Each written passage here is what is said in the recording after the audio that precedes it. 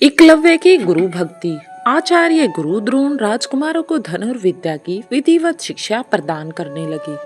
प्रतिभावान तथा गुरु भक्त होने के कारण वे द्रोणाचार्य के प्रिय शिष्य थे। द्रोणाचार्य को अपने पुत्र अश्वत्थामा पर भी विशेष अनुराग था, इसलिए धनुर्विद्या में वे सभी राजकुमारों में अग्रणी थे। किंतु अर्जुन अश्वत्थामा से अधिक प्रतिभावान था। एक रात्रि को गुरु के आश्रम में जब सभी शिष्य भोजन कर रहे थे, तभी अकस्मात हवा के झोंके से दीपक बुझ गया। अर्जुन ने देखा चारों ओर अंधकार हो जाने से भोजन के कोर को हाथ मुंह तक ले जाता है। इस घटना से उन्हें यह समझ में आया कि निशाना लगाने के लिए प्रकाश से अधिक अभ्यास की आवश्यकता है और वे रात्रि के अंधकार में निशाना लगाने का अभ्यास करना आरंभ कर दिया। गुरु द्रोण उनके इस प्रकार के अभ्यास से अत्यंत प्रसन्न हुए। उन्होंने अर्जुन को धनुर्विद्या के साथ साथ गदा, तोमर, तलवार आदि शस्त्रों के प्रयोग में भी धीरे धीरे निपुण कर दिया। उन्हीं दिनों हिरण्य धनु नामक विषाद का पुत्र एकलव्य भी धनुर्विद्या सीखने के उद्देश्य से द्रोणाचार्य के आश्रम में आया, किंतु निम्न वर्ण का होने के कारण द्रोणाचार्य ने उसे अपना शिष्य नहीं माना और उसे अपना शिष्य बनाना स्वीकार नहीं किया। निराश होकर एकलव्य वन में चला गया। उसने द्रोणाचार्य की एक मूर्ति बनाई और उस मूर्ति को गुरु मानकर धनुर्विद्या का अभ्यास करने लगा। एकाग्रचित से साधना करते हुए अल्पकाल में ही वह धनुर्विद्या में अत्यंत निपुण हो गया। धीरे धीरे वह अपनी कलाओं को बढ़ाने लगा।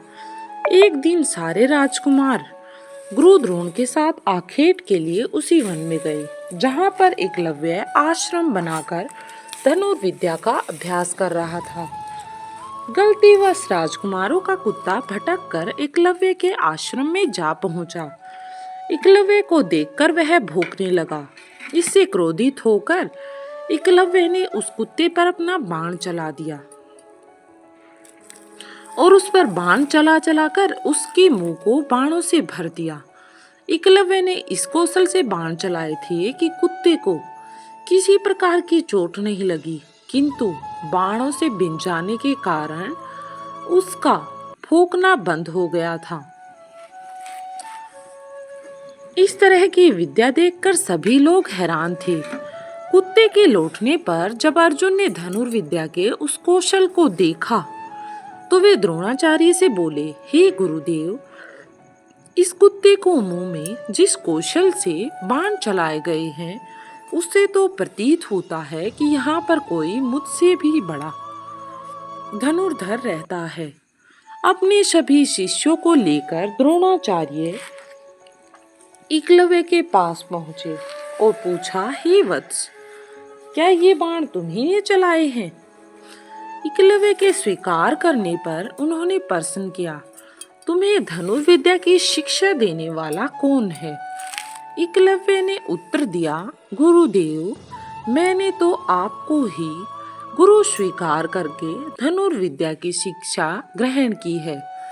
इतना कहकर उसने द्रोणाचार्य को उनकी मूर्ति के समक्ष ले जाकर खड़ा कर दिया और उन्होंने द्रोणाचार्य को उसकी मूर्ति दिखाई।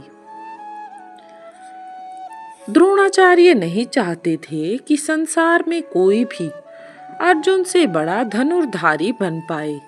वे एकलव्य से बोले, यदि मैं तुम्हारा गुरु हूँ तो मुझे तुमको गुरु दक्षिणा देनी होगी।